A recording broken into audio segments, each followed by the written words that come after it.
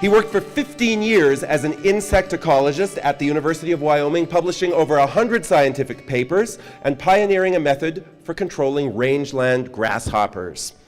In 2003, he himself metamorphosed into a professor of natural sciences and humanities in the Department of Philosophy. He's a scientist philosopher, and he's also a creative writer. He's in the program in creative writing where he teaches environmental ethics, the philosophy of ecology, and nature/environmental writing. He currently directs the University of Wyoming's outstanding MFA program in creative writing that brings in fabulous writers to this town every single year, and come and listen to them read and meet them when you get the chance. He's published a ton of environmental spiritual essays. He's published books including Locust, the devastating rise and mysterious disappearance of the insect that shaped the American frontier.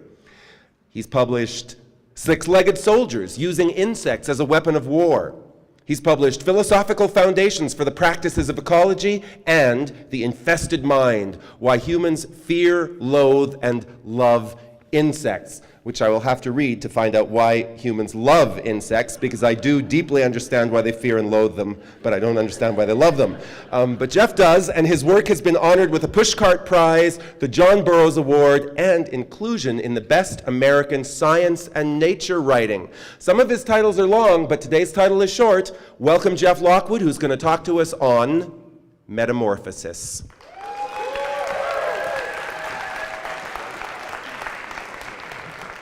I was about 10 when I saw a photograph of street urchins.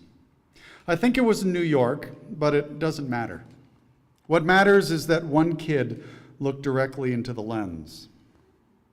It matters that the year was 1908. I somehow remember this detail.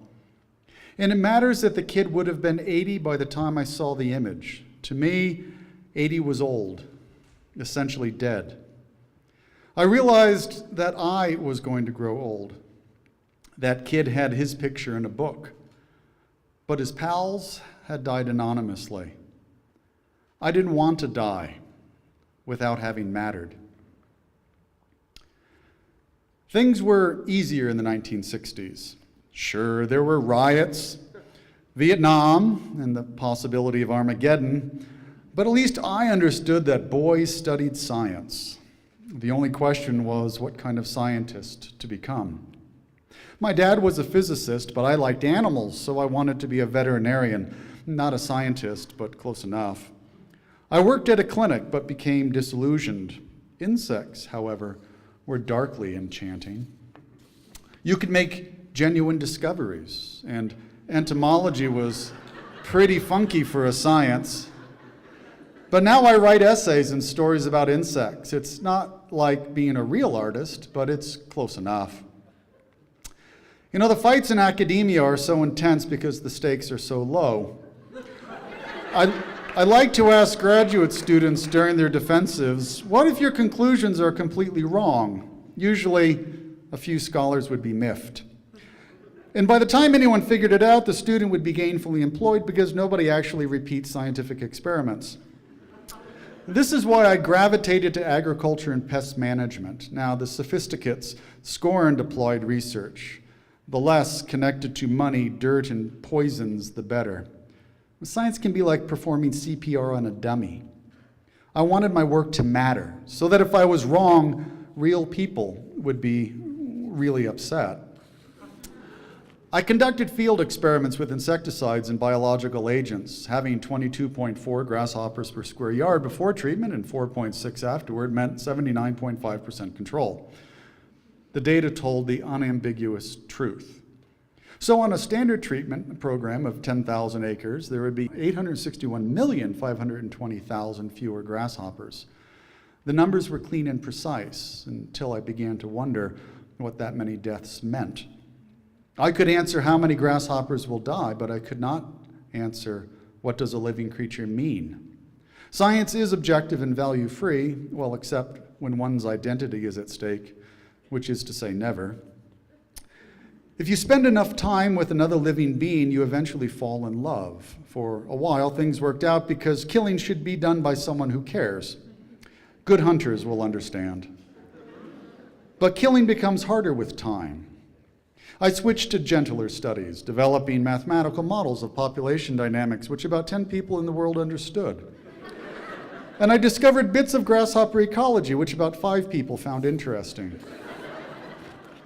Then I began writing and philosophizing about the natural world, which honored landscapes and creatures. People read what I wrote, and it mattered to them. So what I do now is even harder than science in many ways. I wrote about the infamous Rocky Mountain locust, entomological warfare, how insects have infested our psyches, what it meant to kill millions of creatures, and why I prayed before grasshopper control programs. I think that I was maybe building confidence for my current project, a book about how the energy industry has censored science, art, and education in Wyoming. But the lessons and warnings in that book apply to anywhere. Well, at least to anywhere that wealth and power catalyze injustice, which is pretty much everywhere. The book will make some powerful people mad. To be honest, I'm mad and a little bit worried. I empathize with Sisyphus, perpetually shoving that boulder up a hill and watching it roll back down.